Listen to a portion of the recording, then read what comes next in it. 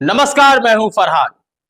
आपने नरेंद्र मोदी के मुंह से, माफ कीजिएगा, प्रधानमंत्री नरेंद्र मोदी के मुंह से यह जरूर सुना होगा कि विश्व से आतंकवाद को खत्म करना है और जहां जहां मानवता को हानि पहुंचाई जा रही है उसका भी उपचार करना है।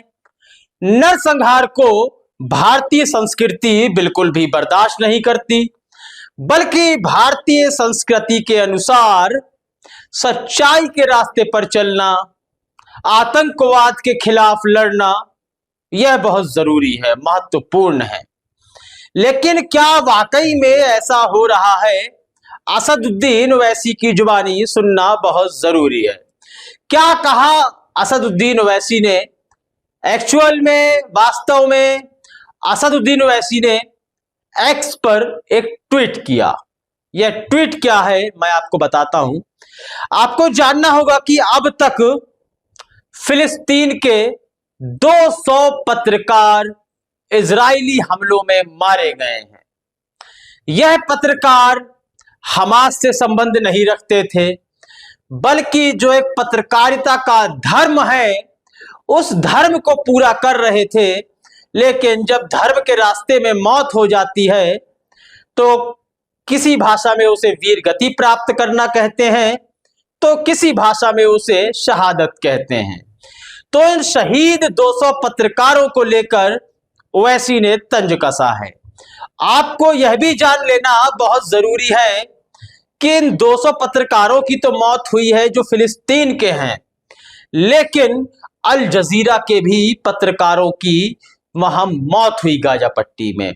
इजराइल ने जानबूझकर उन पर हमला किया और आरोप यह लगाया कि इनका संबंध हमास से था या नहीं था, मरने वाला मर गया।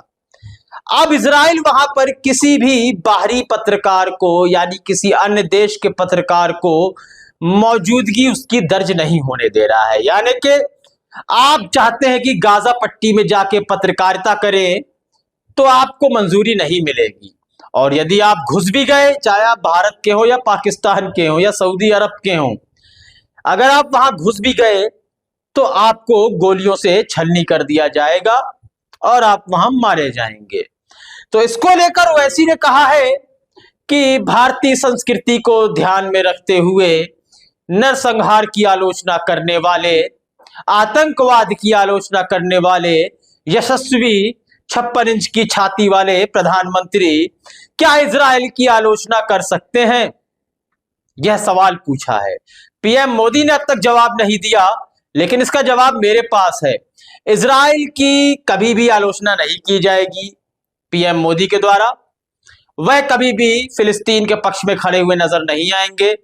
कुछ बातें हो सकती है जहां लगेगा पक्ष में खड़े हैं, लेकिन अंतरराष्ट्रीय स्तर पर पीएम मोदी कभी भी इजराइल की आलोचना नहीं करेंगे।